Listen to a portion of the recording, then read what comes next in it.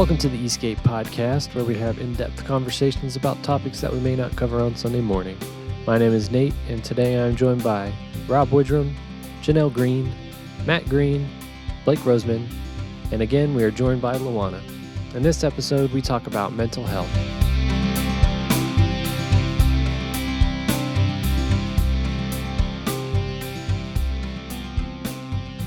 Hi, my name is Nate. I am the student pastor here at Eastgate.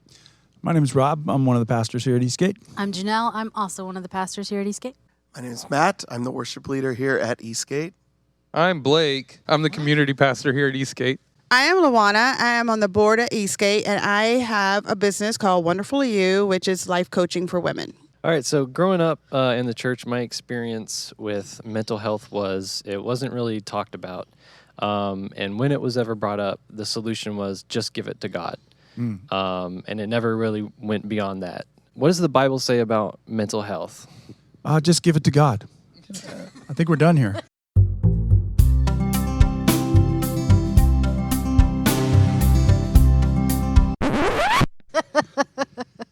Maybe you didn't actually give it to God. Maybe that's the problem, Nate. No, and we don't want to make fun of giving things to God. We're not saying that. But we're talking about we're laughing at pat answers and quick answers that Yes. get thrown around a lot. I know we're not even fully into the topic yet, but I have something to say to that specifically. Is when we say, I think the problem is not the giving it to God; it's that we haven't given people the tools to know what that is. What is that? When we say give it to God, what are we saying? Right.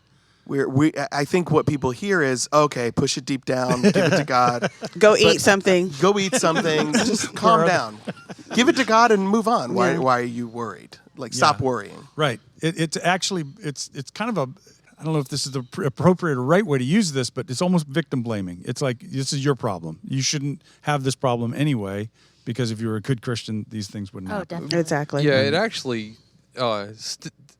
digs deeper than that in a sense of there's almost an accusatory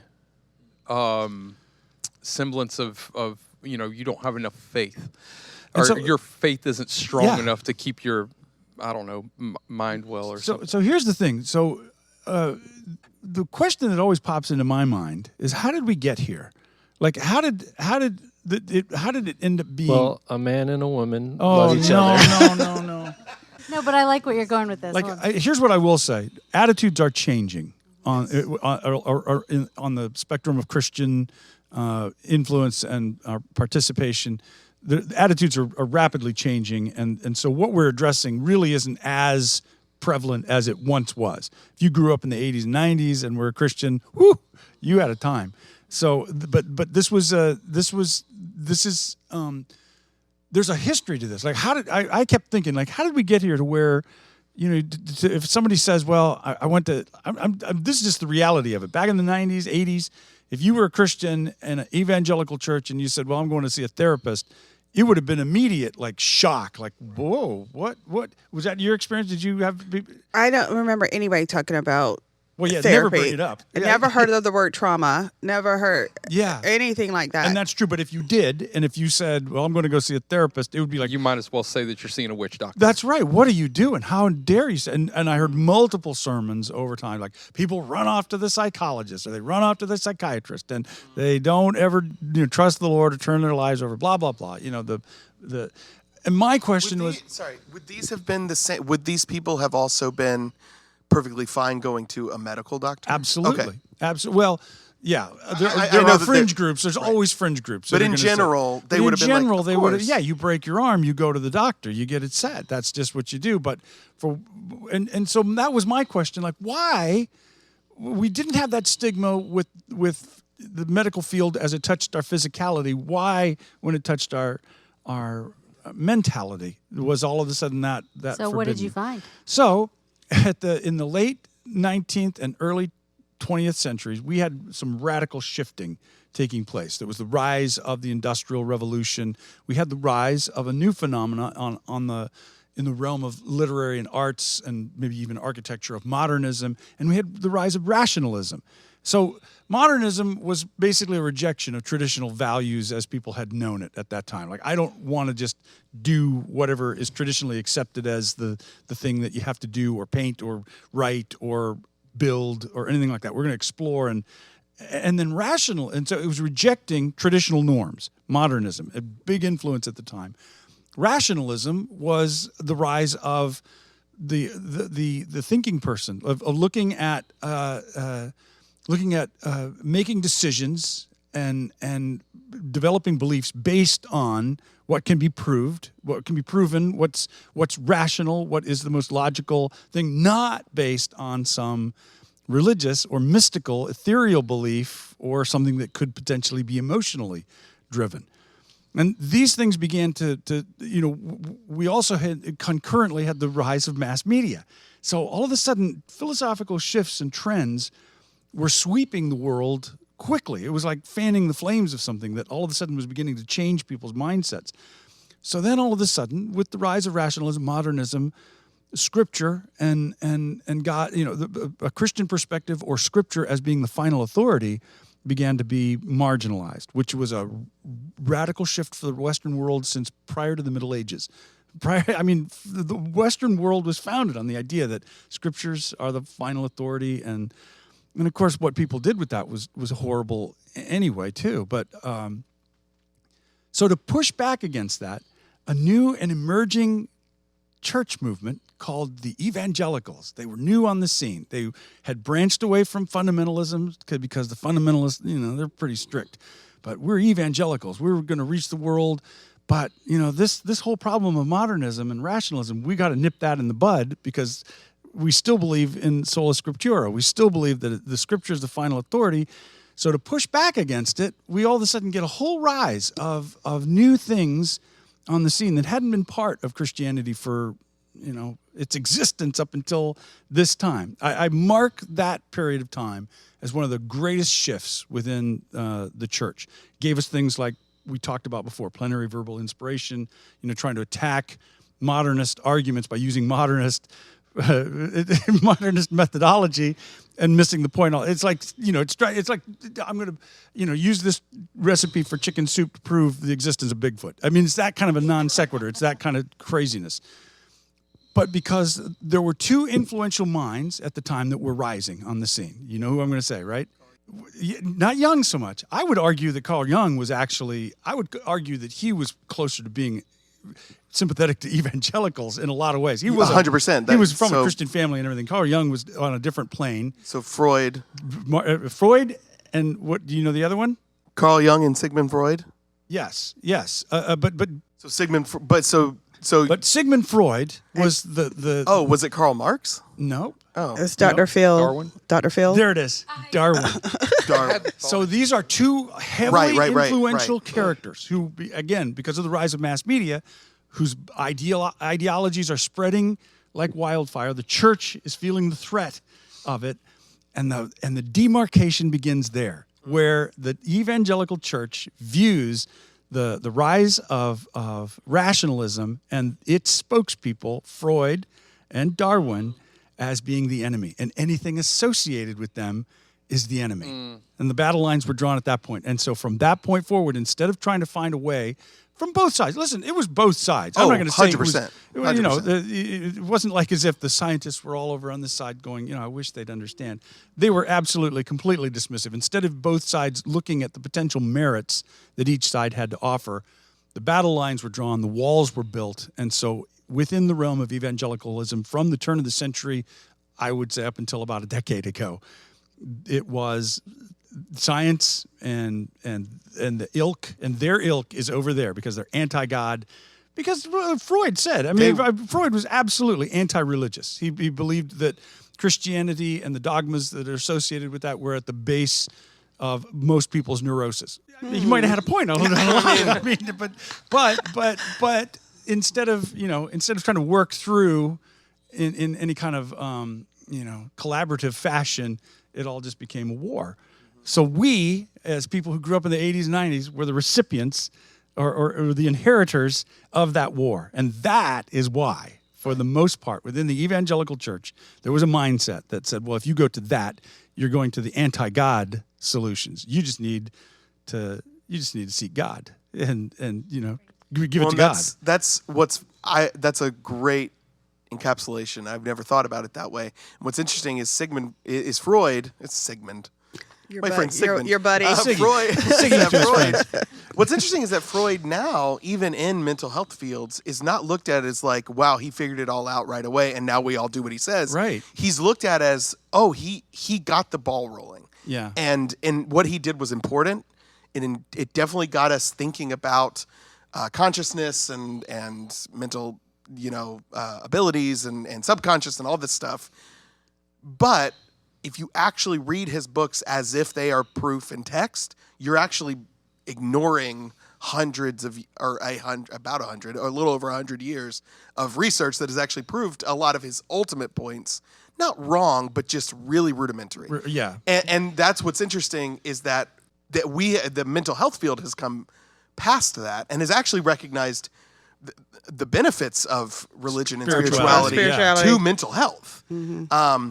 So the science community has caught up with the fact that Freud's word isn't, concrete, but the church is still stuck on. I would say was. Yeah. I'm still going to say was, because I really believe there have been monumental shifts. Now, there are going to be people who disagree with my assessment on that. Well, the true Christians haven't given up. It's generational, right? Like I think that the generation, it's a generational shift. So, and that generation that grew up in the 80s and 90s still is here. And so that mindset is still there, even if, using Freud, there might be an unconscious sort of bias against mental health. Yes. That is not intentional, but it was built into yes. our It's not upbringing. well thought out or anything Right. like that, but it's an immediate reaction Yes. because of Yes. what there was an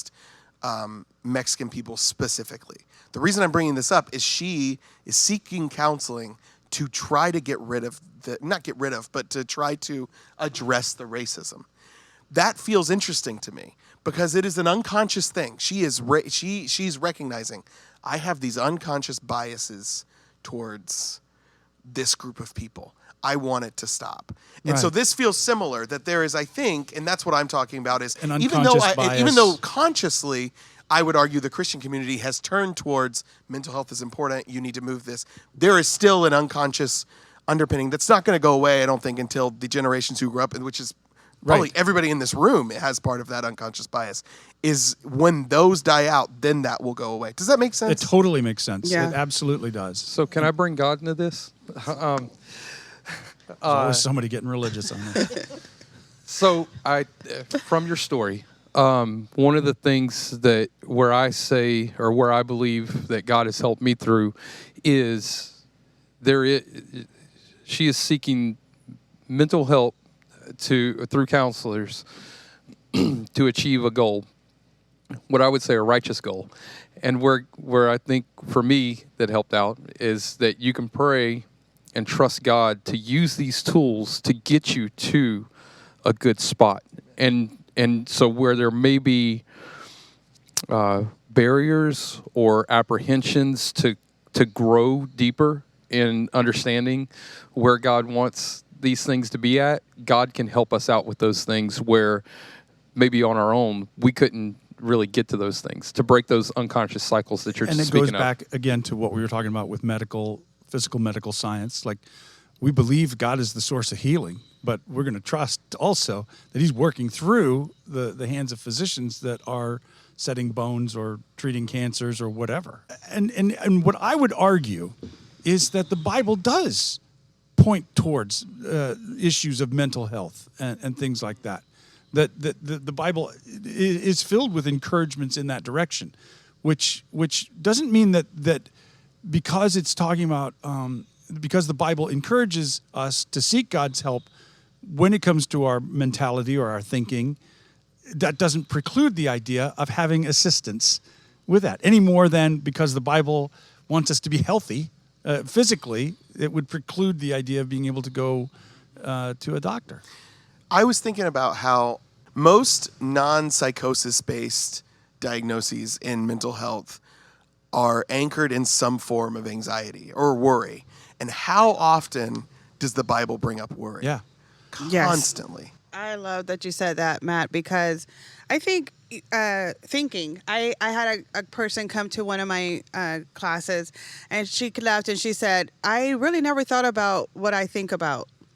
And I think we have a lot of subconscious and unconscious beliefs and patterns from our family that we bring into Christianity with us, right? Even when we're reading the Bible, when we're hearing our sermon, it's filtered through our lived experiences, whether we're conscious of them or not. Right. And one of the things that I've noticed talking to a lot of women over the last couple of years is the trying to solve all our problems by thinking and not having the right thoughts.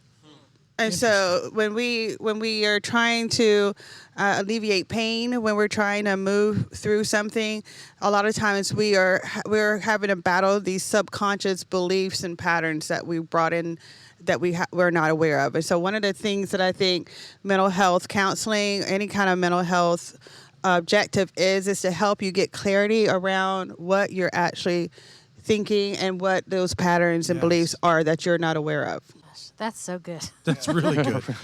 So, and I would like your response to this, Luana. So, for me, whenever I was going through some serious mental struggles, even though I didn't necessarily like grow up in the church, but I did live Southern Louisiana. Everybody, like there's an amalgamation of tradition in that, thinking it's cultural. Cultural, right. Yes. It's Yes. not even, anyway. But whenever I was going through the mental struggles that I was going through, and I'd been a Christian for probably 15 years, I remember how guilty I felt not having the ability to get over it myself or to trust God. There was an enormous amount of guilt and shame that was involved with it. And I got born again here at Eastgate, so that's not taught here, which is amazing. This came all from my childhood understanding of who God is and that kind of thing. So interesting. How I know that God ended up. Of course, I would take delivering you me. aside every once in a while and tell you got to get your head together. I I'm just understand really you. disappointed in you as a person. Seems to be working okay. So that fixed me. No, I'm sorry. I don't mean to make light. You're sharing things, and that's good. That's good stuff. The dark sense of humor that I get is from my mental trauma. So no, this is how I deal with things. My therapist, it was funny the first time I went in there, I kept on doing it. He goes, these are really funny jokes. Can we talk about what's really going on? And I'm like, oh man, It's not working. Yeah. But from your experience and from what your understanding about these things are, as a Christian who maybe does have some of these unconscious things, as a listener that's listening to this now, are there tools to kind of get over that guilt or the shame of Christianity, or thinking like you're not a good enough Christian to? Why are you even having these mental struggles? No. No. Okay, moving on. Go see Listen Rob to and he'll Matt. tell you how bad you are. Matt's in school right now learning that there's no answers to any of this. There's no, any answers I do get tend to be wrong. So. A tool, I'll let Matt answer about tools, but I will say one of the things that I found is that you need to know the character of God. What happens in our mental health, I think, from my point of view, is when we have a distorted view of who God is, we bring in our dad into our thing with God. We bring in our disappointments, our thing, and we see him as a man, as a regular person. Mm-hmm. And so we don't know God's character, and that really impacts the way we deal with our mental health and the way we carry shame and guilt, because we think it's our responsibility to change how we see things or to change how we feel. And it's God's gift to us if we align with his heart. But we have to know who God is what I would say. And that's something Thank you. That's awesome. And it goes back to what you were saying, Luana, about our unconscious bias and what we're bringing into it. And that's what we're placing on God so often. Yeah. Is we're seeing him through the view of what we were Right. Of our own not trauma. not just our parents, but what people told us God was like. Yeah. God is like this. And then we start to believe it. And even if we push back, and that's where I keep going back to that, but like what we say, like I think we have two different belief systems. We have our head belief system, we have our body belief system. Your head may be like all day, yeah, I know God loves me, and I know he's gracious, and I know he's kind, and Yeah. I know he wants the best for me. But then in your body, you don't actually live that. No. And that's where, yeah. So tools. It's called practical agnosticism. So Yes, yes. In our intellect, we'll say, yeah, I believe all these things, but in our practice, we can't because we really don't believe all these things. Right, Yeah. right. The core of who we are. Tools. I mean, I don't want to make it clinical because I think so much of what we know about mental health in my field specifically is therapy. It's not psychology or psychiatry or life coaching. So this is what I know. What we know about the benefits of what benefits people who are having mental health struggles is actually connection with other people. That's such a big part of mental health. And so the reason therapy works is because you are paying somebody to sort of set aside their own, as best they can, to set aside their own biases, to be a full human in front of you and say, what do you got? Let's talk about this thing. Let's work this out. So, having said that, there are tools, but I always want to encourage people, do not go into a corner and think, let me do these tools and it's going to work. Bring these tools out into either, I mean, it can be therapy. I think, obviously, I'm biased, but I think therapy is incredibly helpful. But it can just be if you've got trusted friends, loved ones. Things like, I think Luana mentioned it before, but like questioning thoughts. So as soon as a thought comes into your head, a belief, be open to questioning it, as deep as it may be. Literally and again, when I say question it, I don't mean be skeptical of everything. I mean say, where's this belief from? What is the validity of it? Where did I get this belief from? And you may do all that and realize that it's 100% a belief you have. But oftentimes I think we suddenly realize, oh, this came from a person I don't trust, or this came from a source I don't even believe in. Right. Or whatever. So You want to be curious. Curious. And that makes sense then. Okay, so if you were to say like shame as an example of that, if you were to look at that belief and say, where did it come from? You're like, oh, that's not coming from a biblical perspective, even though I'm acting as if it's from a biblical perspective. I'm approaching it as a Christian, but this is not what's represented as God's character in the Bible. Well, and I was just thinking about how easy it is. That's such a good example because I think especially in a community like this where we feel like, I would argue the air, by air, I mean A-I-R, the air of the room, the vibe, I guess is the modern term. The vibe, the atmosphere of It was a Eastgate. 60s term, actually. Go ahead. Well, we're stealing it. Us Gen Zers are stealing it. Excuse me, Gen Alpha. Going retro. I'm not Gen Z, to be very clear. But the atmosphere here is one of like giving grace to people and offering it to each other.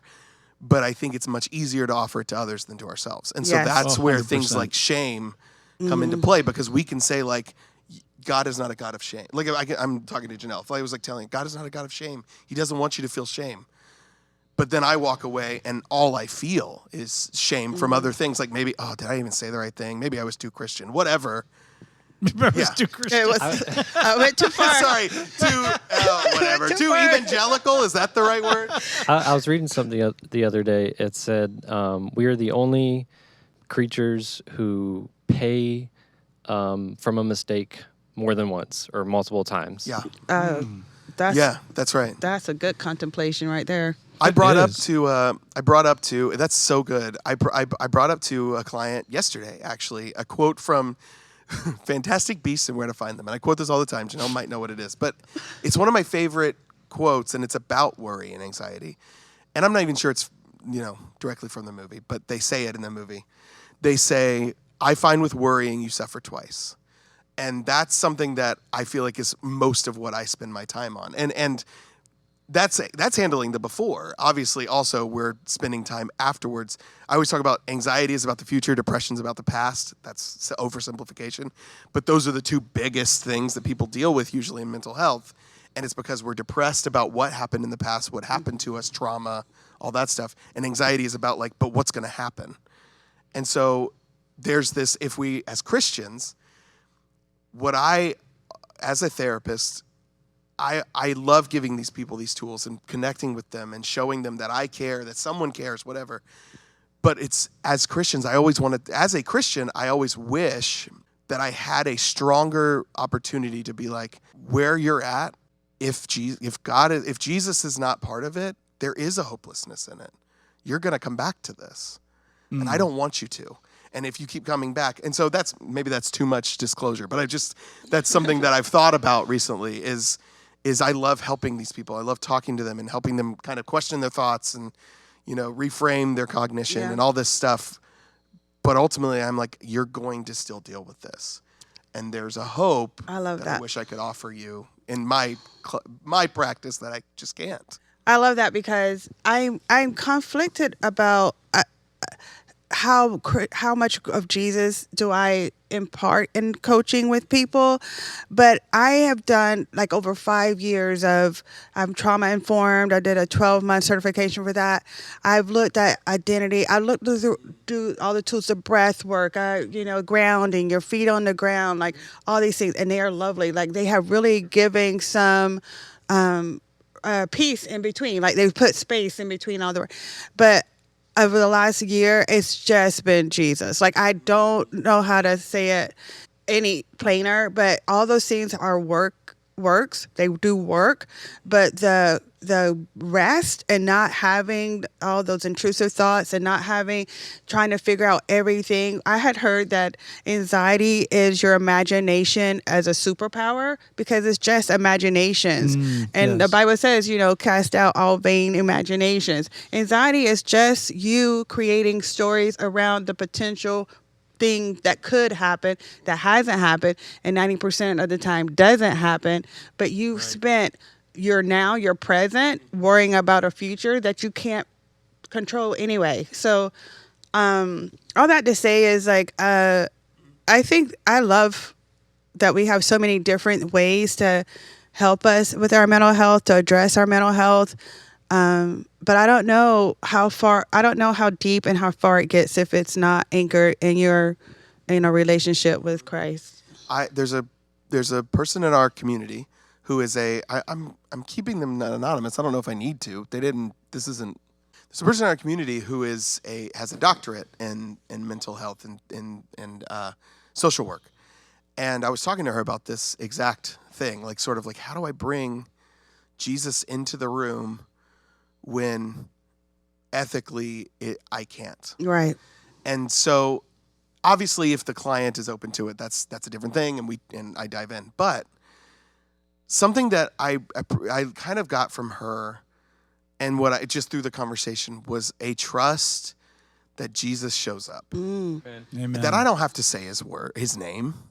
And I'm praying for these people. I'm obviously can only see this through the lens of Jesus because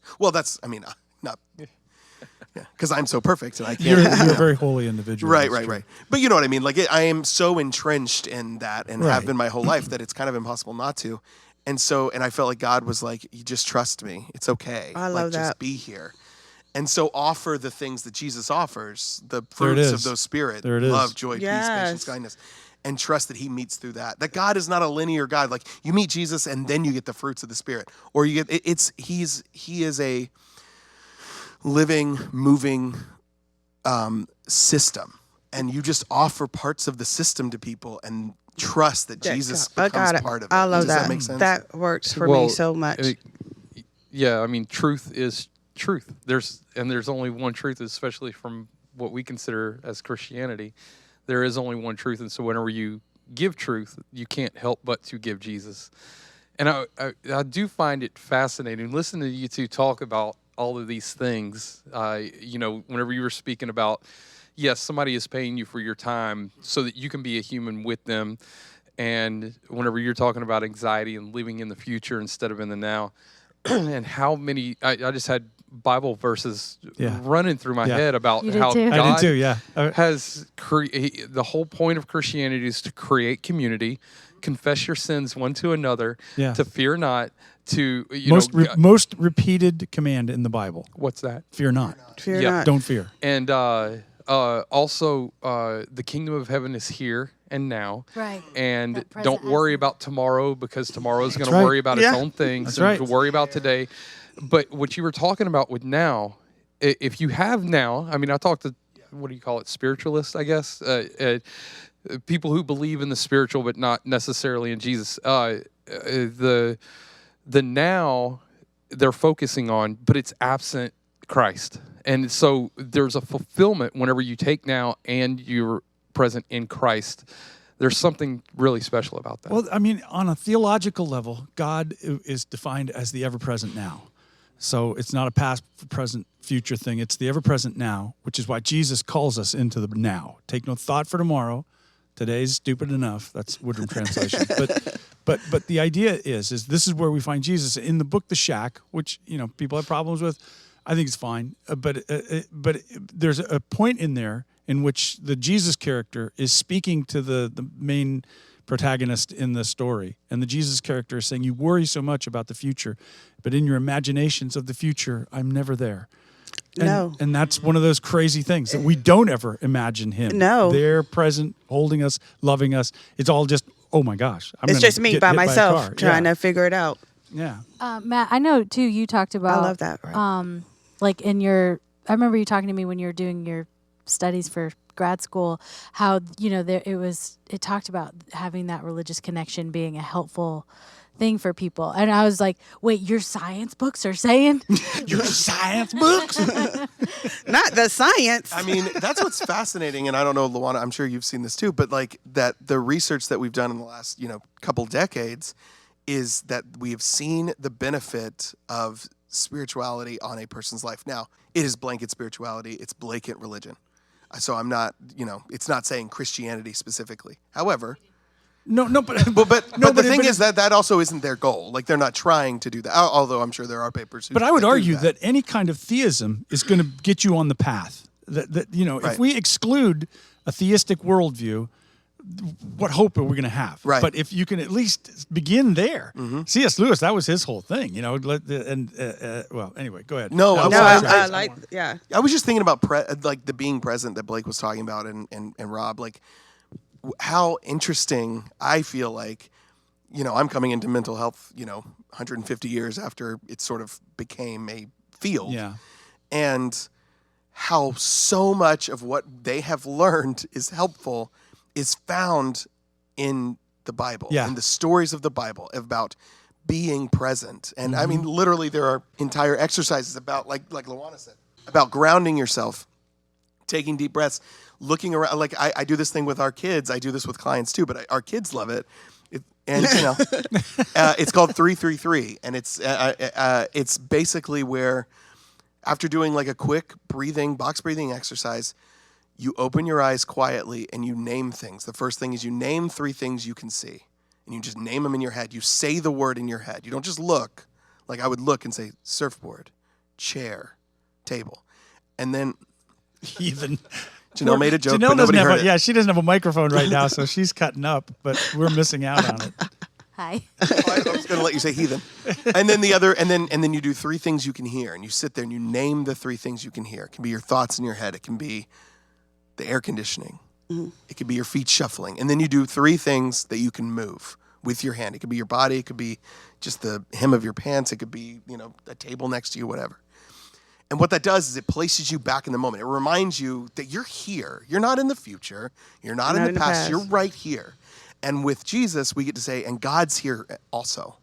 He's right here. He will be with you in the past. He was with you he will be with you in the future. He was with you in the past, but he's with you right now. And do you trust him? And if you do, then why are we spending time on Projecting. Projecting. Yes. So because Philippians says, whatever things are true, think on these things. And the future is not true yet That's true. because it hasn't occurred. Right on. It doesn't exist. That's right. Sorry.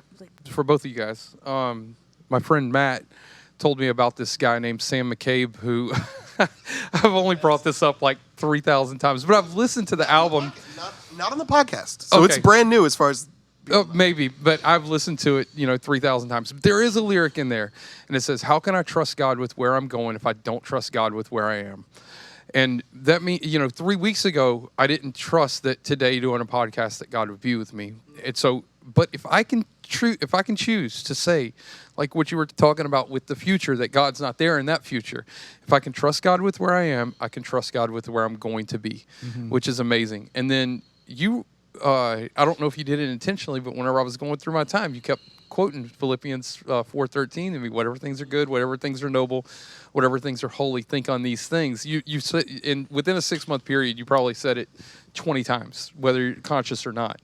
And I'm usually unconscious, so Well, and there's another example of the Bible saying something that it took 150 years for science to be like, oh, we figured out what is really helpful is that human brains naturally go to the negative, and it's a survival mechanism because we are looking at what's dangerous, what's going to be a problem. Let me focus on this because I need to survive. Yeah. And God in the Bible is telling you, maybe think on some positive things. And what mental health has realized is like we have to encourage our own brains to think about positive things. We have to tell them, hey, okay, I know that this bad thing happened and bad things could happen, and those are legitimate and valid, and you should feel however you feel about them. But let's be realistic and realize you also are in a comfortable space right now. Maybe you have people in your life who care about you. Or maybe you have a job that's whatever. Like there are things in your life that are positive happening that your brain. Funny how you falter over job. I was like, maybe your job. But you get the idea. Like there's always something positive, but our minds don't focus on those because they don't have to. Right. They can set those. Oh, that's good. Set it aside, and it's a reminder, biblically a reminder. I just like to imagine like how Jesus felt when all these people, all these teams are doing all this research for 100 years. I'm like, you know what? We should think about positive things. And Jesus we should take no thought for tomorrow. Yeah, you're so smart. Look at my children. I wish I had thought of that. We're clawing our way up to a plateau and finding Jesus sitting there the whole time. There's stairs. I literally built them for you. But okay, good job. The beauty is, this is hilarious. This is really funny. But what's great is that that's not how Jesus reacts.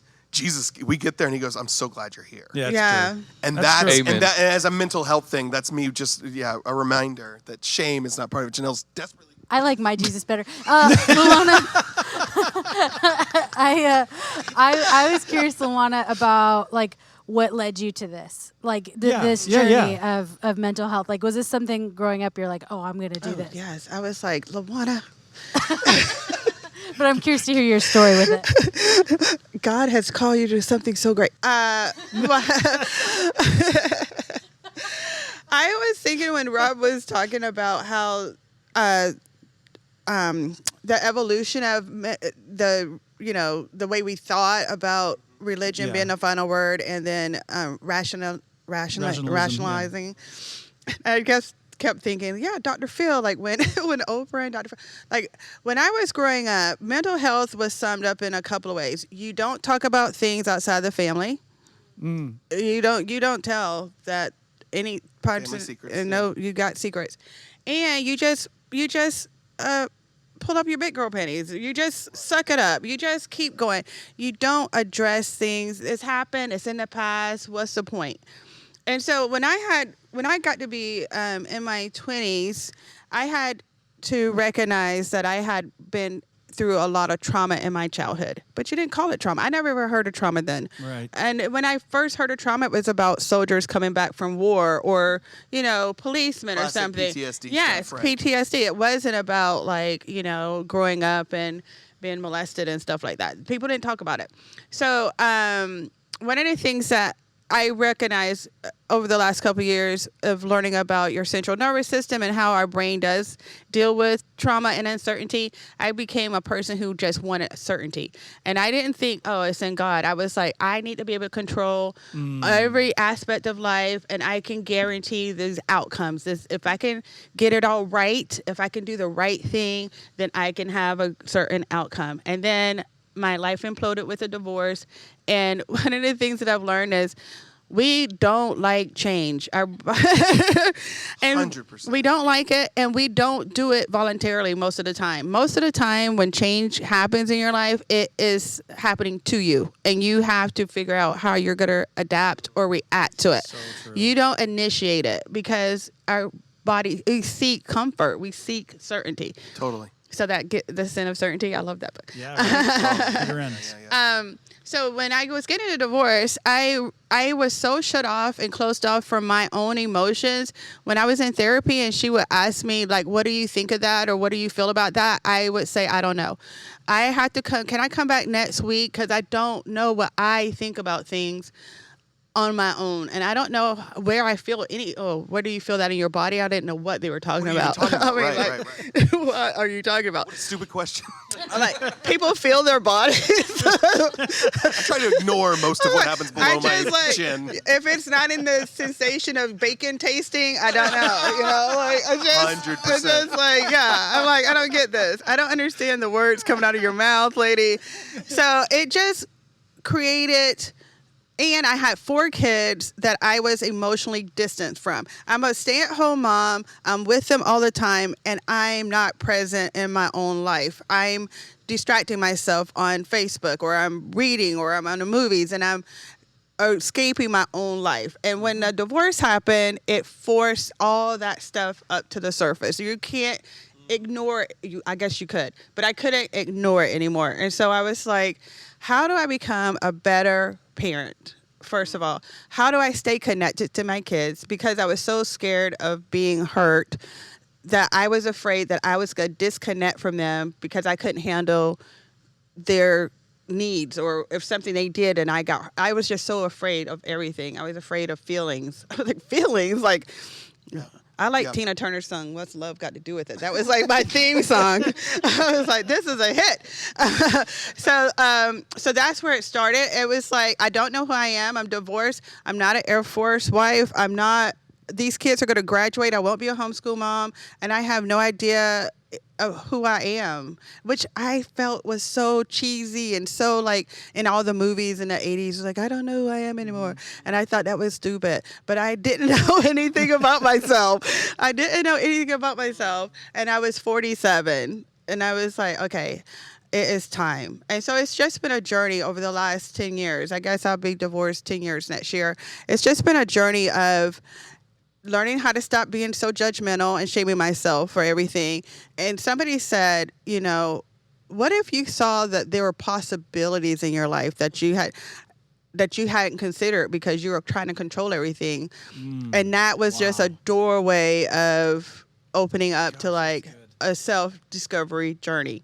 And that is how I got involved in this. I needed to figure out that you should feel your body. God created you as a whole system.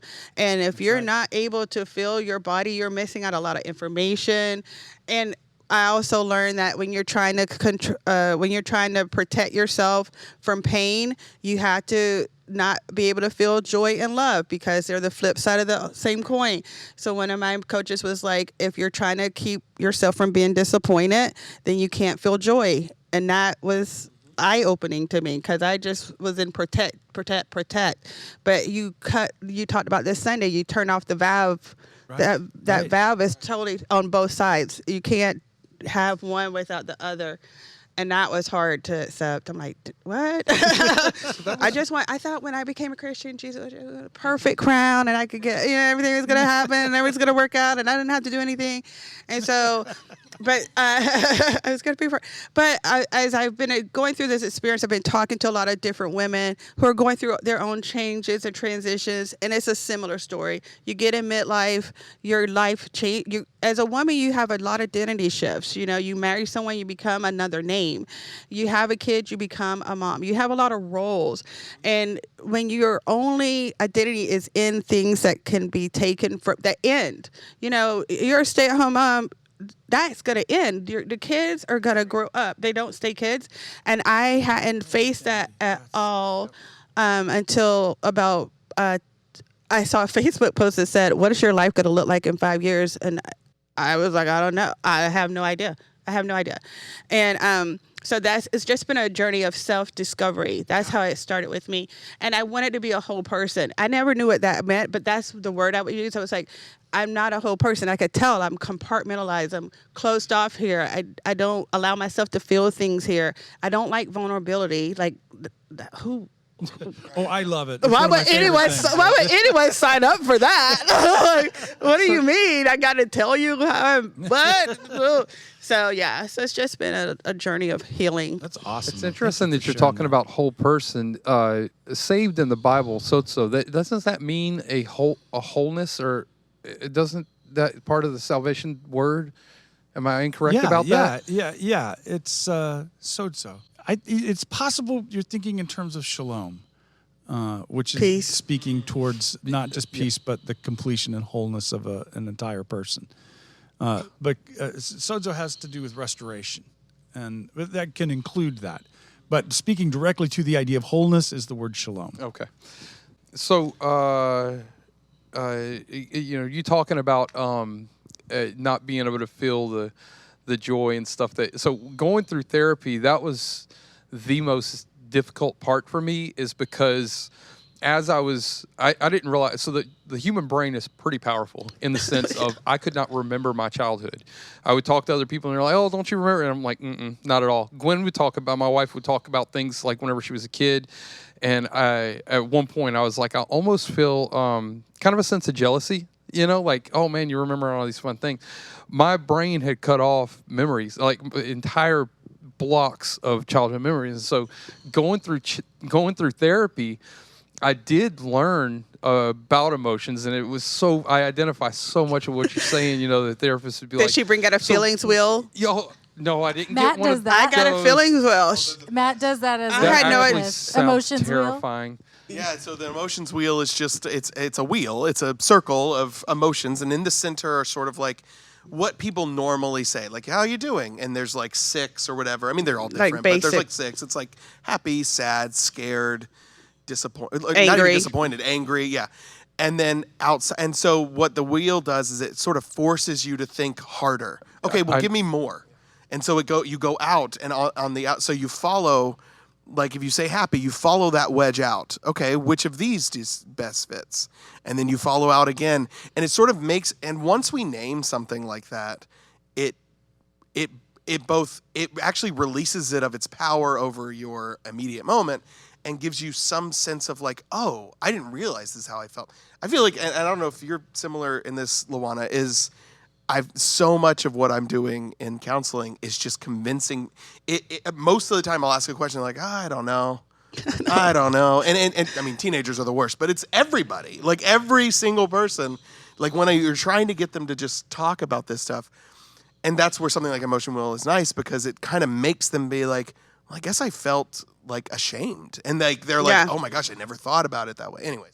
Just getting people to talk about emotions. There's a great deal of power in naming things, which is a biblical concept as well. Right. Because everything begins. The order is set by naming. And no, that's really good. I didn't mean to interrupt. It's just that I was so disconnected. She had to bring out a feelings wheel. And like Matt said, so anger could be disappointment, or it could be fear of rejection. It wasn't just that you're mad. And I didn't know that. I didn't know. I remember the feelings wheel now. Whenever that was said, I'm a very literal thinker, and I was thinking like Wheel of Fortune, where you spin it. You're like, and Vanna. You're like, okay, it landed on joy. Now explore what joy means. But recognize. So one of the harder things about therapy, I recommend it. It's not easy, but one of the harder things is when you start to get into these emotions, and it starts to open up memory. I started having dreams of my childhood, both good and bad. And whenever you open up the gate, that's when everything flows through, and it is terrifying.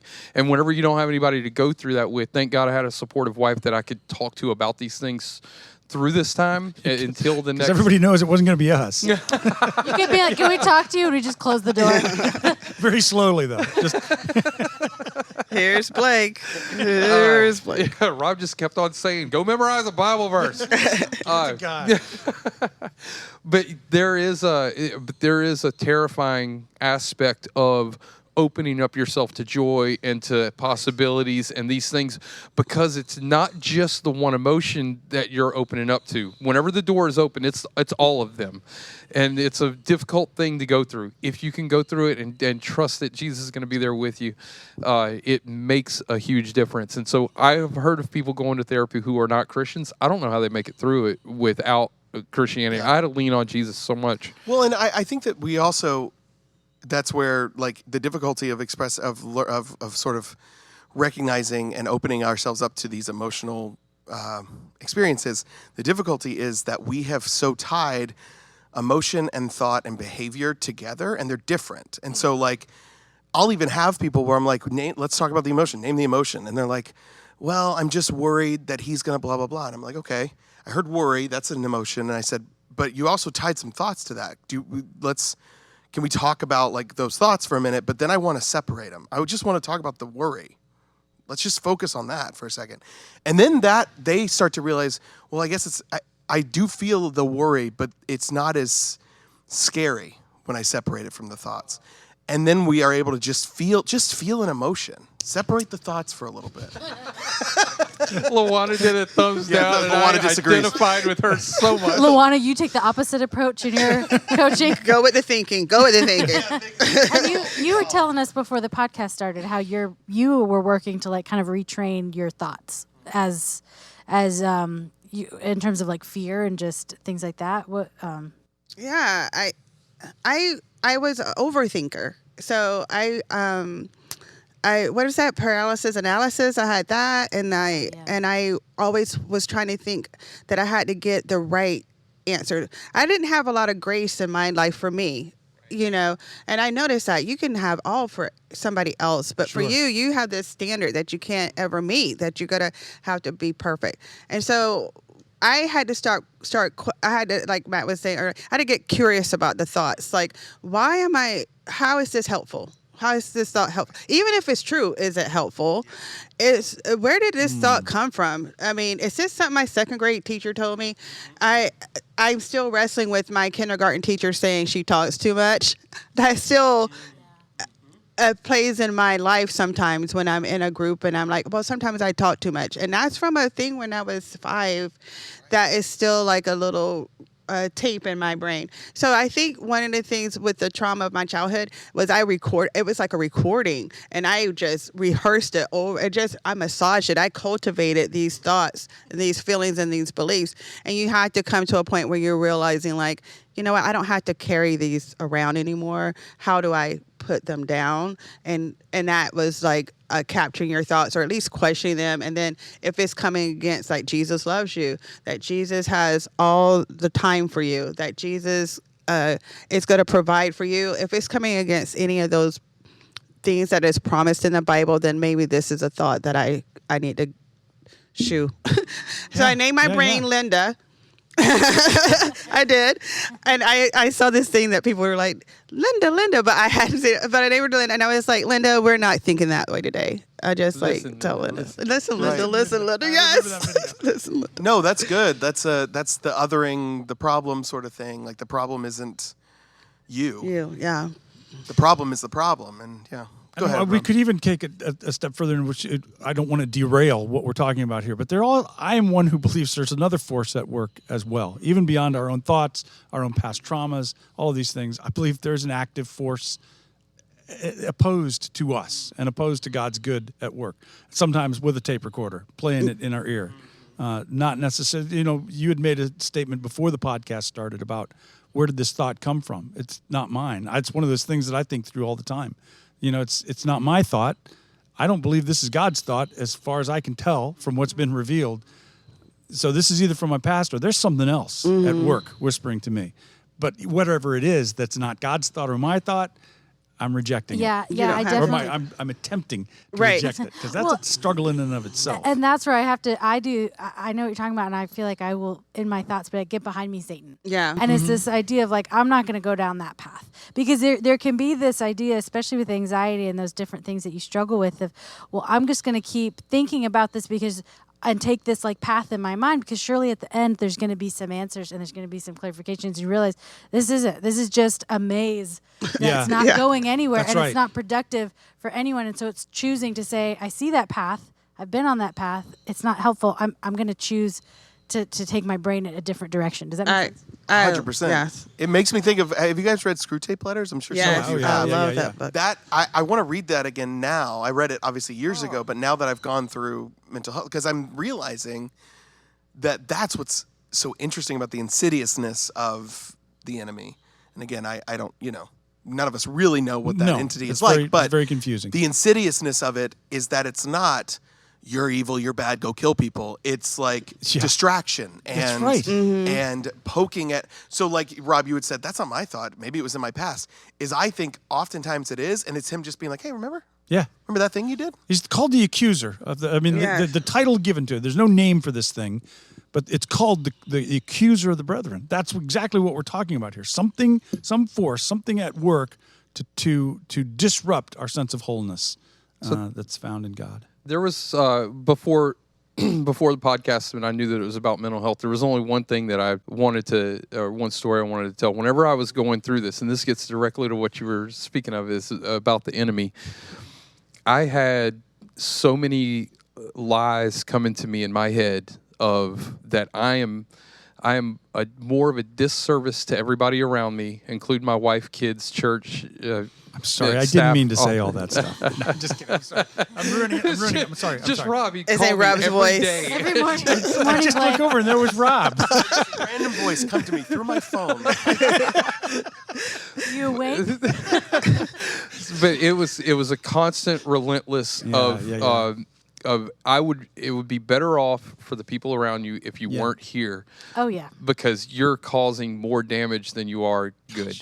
Yep. And I started to just replay in my head. So God brought me through this. Now I was going to therapy. I ended up taking medication for a period of time out of necessity. But God provided those things on this earth. Exactly. And I took advantage of those things. That's but right. God ultimately got me through it.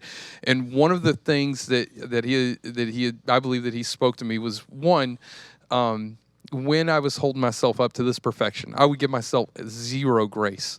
And that gets so tiresome that you make more mistakes and it just turns into a cycle. So true. Yes. And so true. I was holding myself up to a perfection, and God eventually showed me that I had made an idol out of myself. I had made myself God and held myself up to a standard that we hold God to, and God does not hold us to. And then the other thing that helped me tremendously was God kind of gave me an example as I was kind of just the thoughts that I would have toward myself and the way I'd speak to myself were horrendous. And God was saying, if somebody at church promised that they were going to do something for you and then they did not do that thing, what would you say to them? I forgive them. It wouldn't even be a question. Well, why? Well, I give them grace, God. They're my brother. I have no idea what they're going through. They could be going through something really difficult, or maybe they just forgot, or any number of things. Like, why would I be mad at them for not doing this thing? And God said, why won't you give yourself that same grace? You're willing to give this grace to other people, but not to yourself. It took me months. That was a starting point, but it took me months to start being kind to myself in my head. I was so mean to myself. If I were a quarter of as mean to other people as I was to myself, they would punch me in the face and they would have every right to do so. And I realized that the way that I speak to myself has got to change. I've got to start speaking to myself. You started punching yourself in the face. Well, and the beauty of that, I had to start speaking to myself as a child of God, as God, the way that God sees me instead of the way that I see myself. Yes. And that's maybe where that difficulty comes when it comes to doing mental health work without God, because when you're doing it without God, you are pushing against everything the person knows. Whereas when you're doing it with God, you can say, hey, you actually have proof of the fact that you are worthy and that you don't need to worry, that you are safe. With somebody else, you're saying, the world isn't telling you this, your brain isn't telling you this. I'm going to have to try. We're going to work to rewire this, but you're going to constantly go out into the world and never have anybody else tell you that this is this way. Back to the enemy thing that Rob was 100%. speaking of, these thoughts that I was having, those were not from me. There was Right on. something attacking and wanting to kill me. And With the fact that we all have these common thoughts, Right. that's a weird thing. Like, Right. how in the world can all these different people with this diverse backgrounds and disparate experiences end up with these same thoughts? There's Yeah. something to that. Luana, I really appreciate your perspective and even what you talked about with like the different shifts of identity that a woman goes through. I wanted to be like, can we talk more about that? I really liked it. And but I if it's okay to say, Luana has been talking about trying to get a women's podcast going through our Eastgate podcast platform that will be starting in the next few months. So any other women who are listening to that, like, wait, I want to hear more of that. We will be moving forward because I've just been so blessed by what you. Thank you, Janelle. The wisdom Yes. that you share. I plan on leading that. I don't. Actually, you know what? You guys don't need to be there. I got it. I love All it. right. So real quick before we end it, I wanted to bring it back around. So we talked about it, but I would like to, condense it and lay out some helpful things. So to bring our issues to God, what are some practical ways we can just bring it to God? I mean, so if someone were to say, I was told to bring it to God, how do I do that? Okay, so first I'd say be honest with God about how you're feeling and your concerns and what is going on.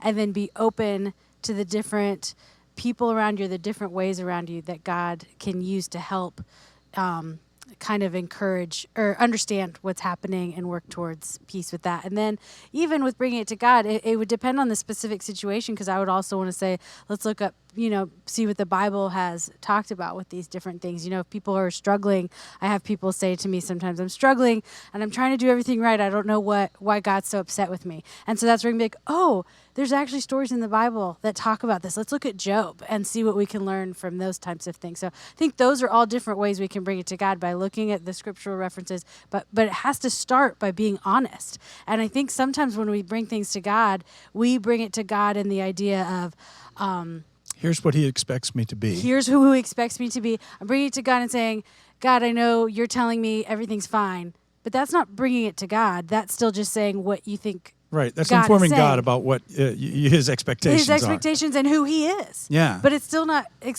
being vulnerable with God about what it is you're going through. I'm struggling. I feel like I make everything worse. I don't want to get out of bed today.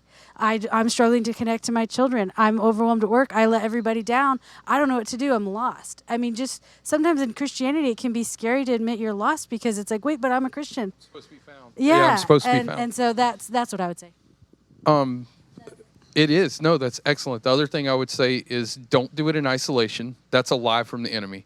Right on. That you're the only one going through this. Everybody real. else is a good Christian. They don't struggle with these things. Thank God.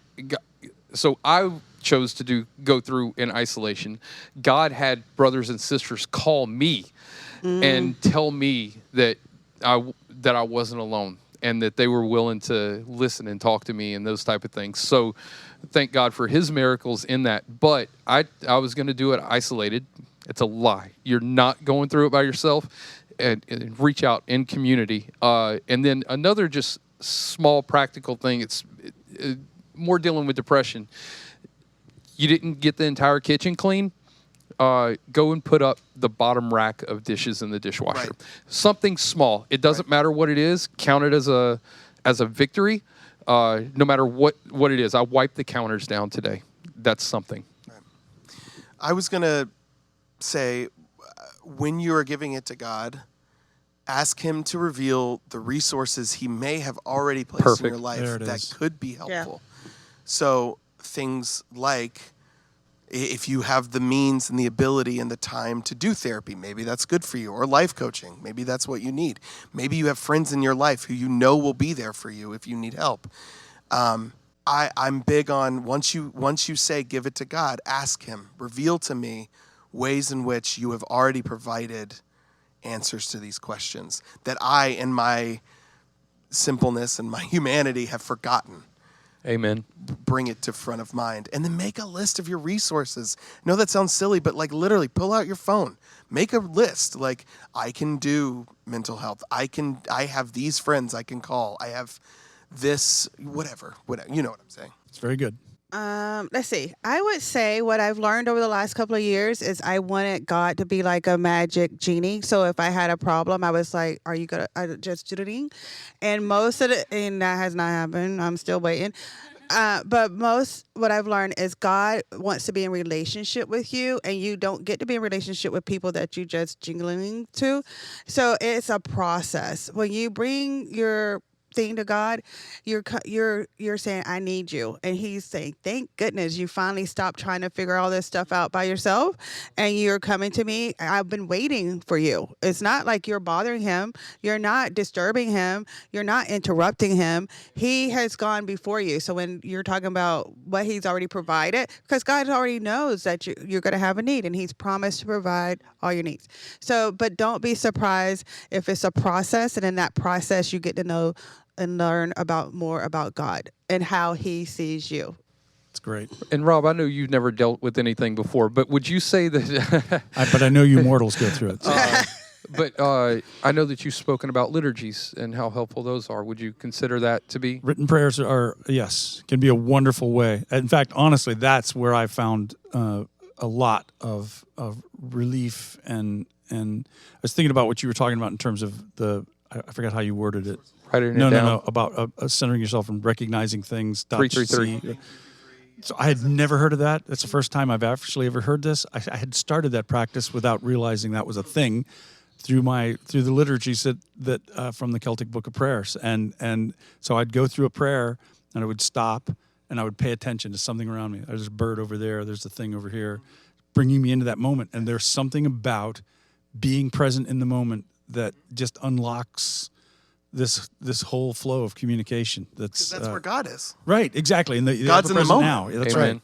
So yes, it's not going to be for everybody, but for me, it was so monumentally helpful to have a structure. And as I talked about last Sunday, I'm probably undiagnosed ADHD, so my brain's pinging constantly, like just jumping everywhere, and to be able to have something that just kind of captures my thinking. Tangible. Yeah, that I'm looking through and working through, somehow settles everything down and enables me to begin the free flow of communication. I love the written prayers as well, because there's a connection that you have to other Christians in that That's moment. right. Historically, too. Yeah, that it's not an isolated thing, but I'm joining in with people, voices, especially with the Celtic Book of Prayer. That's something that you found and it's wonderful. But yeah, just joining in with voices that have been speaking these prayers for hundreds of years and joining in that community. If you, the listener, have any questions or if there's something you want to learn more about, you can send us an email at egcfpodcast@gmail.com. Thank you so much for listening.